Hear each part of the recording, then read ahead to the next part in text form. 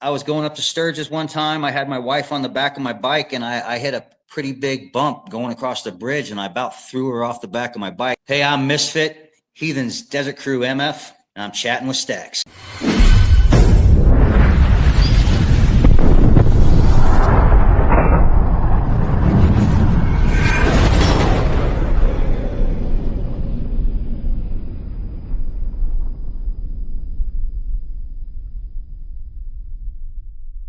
Welcome to this episode of Chattin with Staxx. I'm your host, Bill Staxx, and today I got Misfit. Man, I am not a big fan. These cats here, you know, they want to be your buddy, and they want to be riding next to you and hanging out with you at events, and when they show up and like that.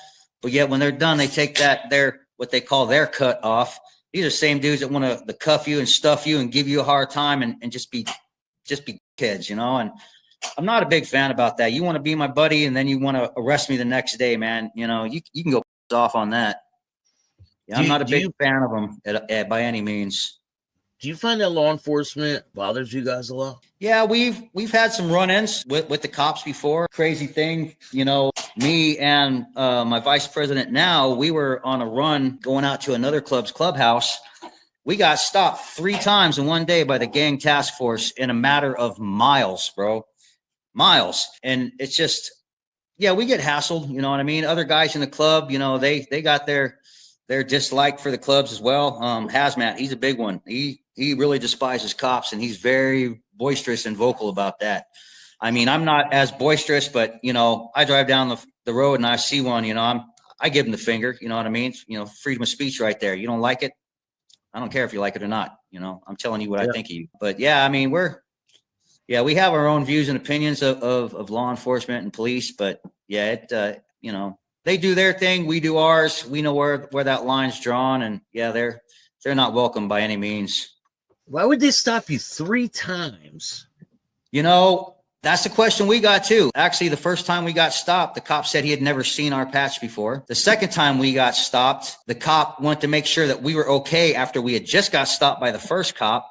And then the third time we got stopped, my vice president, they said he didn't use his turn signal 150 feet before a turn. So they pulled us over and gappled us up in a parking lot of a QT. Wow.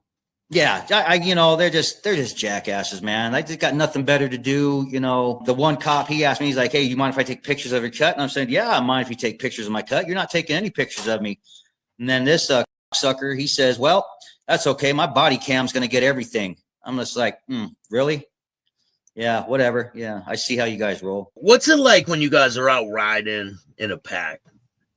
Man, it's a great thing, man. You know, riding bar to bar with my brothers, just the roar of the motor. It's just, you know, we're on the highway. We're just ripping down the road. You know what I mean? It's a great feeling, man. You know, passing people. People, I mean, they respect bike clubs. Well, I can't say everybody does, but most people in cages, they respect bike clubs when they see them and they get out of the way. But it's a great feeling, man. Rolling down the road, you know, wind in your face, getting that wind therapy with your brothers, you know, just. It's nothing better than that, man. You know, winding through mountains, like serpentining. It's just like a big snake. You're all in unison, and you're just going, man. We've had people in the past when we went to Sturgis, you know, videotape us, and man, it's a beautiful sight when you see all the bikes just back to back to back, and we're just serpentining through the hills going up to Deadwood. It really is a crazy sight to see. It truly is.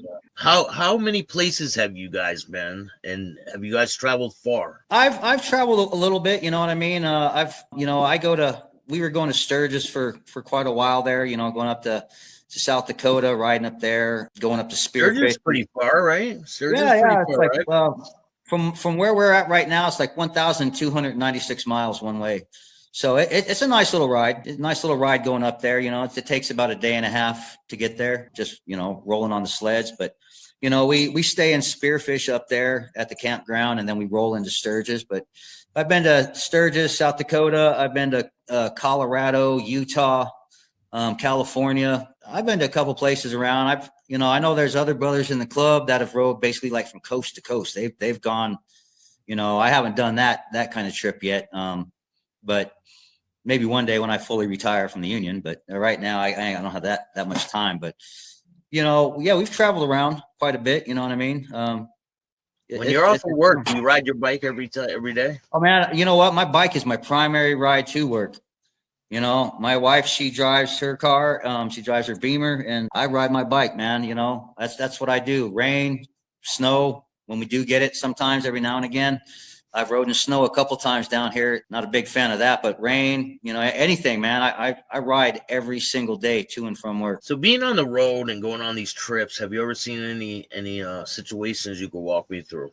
Realistically, man, I've never really seen any situations. I can say one situation was I was going up to Sturgis one time. I had my wife on the back of my bike, and I hit a pretty big bump going across the bridge, and I about threw her off the back of my bike. She went up and over my shoulders, and the whole bike just started wobbling down the freeway at 80 miles an hour. I mean, that's probably about the most craziest thing that's ever happened or I've seen happen. You recovered? Oh yeah, I recovered, man. I from the motorcycle training that I learned and everything, I just let off the throttle and I leaned forward on the bike on the handlebars and just let loose of the bars a little bit, let off the throttle, lean forward, put my weight on the front tire and stop the wobble. But she came down, she was panicked out, she was freaked out. We were riding with the pack heading towards Sturgis at that time, and the people in the back of me, actually one of our sisters, she saw basically the whole thing happen, and she panicked out. My wife got off the bike and she ended up hopping on somebody else's bike that was a little more capable of riding, because I just had a little itty bitty pad in the back. You know, it wasn't a comfort seat or nothing. And she actually got on a different bike, and she actually had a lounge chair to sit in. But that's probably the only craziest thing I've really seen or had happen. Usually, man, when we're going, it's a smooth ride, man. You know, it's not like I said, we're not 110 miles an hour blasting. We're all keeping the pack tight and uniform, and everything stays pretty kosher. I've heard stories about tires in the road and all kinds of dead animals. And oh yeah. Well, I can tell you, when I actually went up to Sturgis one time, I traded my Softail for another bike, and we were riding back up in Wyoming on our way back from Sturgis. We stopped in Wyoming to get the bike. We're trucking down the road, and it's like 10 o'clock at nighttime. And at that point, me and the president, we're blasting. We're doing like 80 miles an hour, 85 miles an hour down the road. And I look off to my left and right, and all I see is these eyes that are out in these fields. And I'm like, what the hell is that? Well, we go up around a bend. We came up around a corner, and there's a bunch of elk just standing like right off the road, like how you got the white line or yellow line on the side. They're like standing right there. And at that point, me and the president we're riding, bar to bar, doing about 80 miles an hour, middle of the night. And these came across these giant elk standing there. And I'm like, damn, these things just take two more steps out, and I'm being impaled by these horns. I'm done. But there's been a lot of stuff on the roads, man. Like you said, tires, call them alligators, strips of semi tires laying in the roads. Yeah. I've seen people kick them up, you know what I mean? And that's, I don't know. I've never been hit, never seen anybody get hit, but I've seen cars drive over them and kick them up in the air. But yeah, there's a lot of dead animals on the roads. You got to be swerving around potholes. You know what I mean? It's nothing like hitting a pothole on a freeway at 80 miles an hour, man. That sucks. But you've done it. Oh, I've done it. Actually, I actually jumped my bike off of an overpass in California. I was doing 80 miles an hour because I missed the turnoff. And I thought it was a smooth, gradual downhill. I didn't realize there was like a 6-inch curb, and I hit that thing and jumped my bike and landed. Wrenched my bars all the way down to my lap, pushed them back up, broke my shifter. Yeah, that was pretty entertaining, exciting.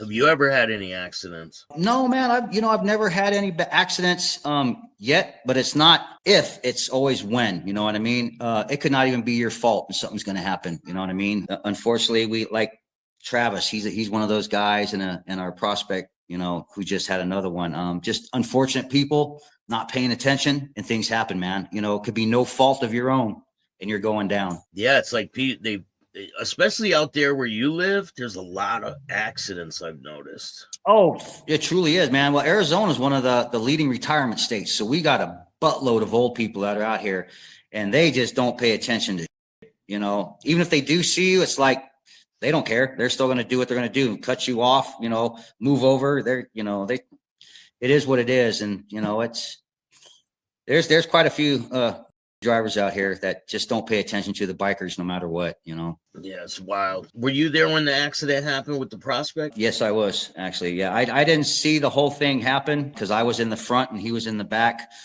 But yeah, I was there from the time the paramedics and the highway patrol showed up till the helicopter got there. I was there with them the whole time. Damn, But he had yeah, to get airlifted? yeah, he had to be airlifted. It was pretty traumatic, man. You know what I mean? At one point, the paramedic asked me to hold his head still. She was trying to move his head back and forth.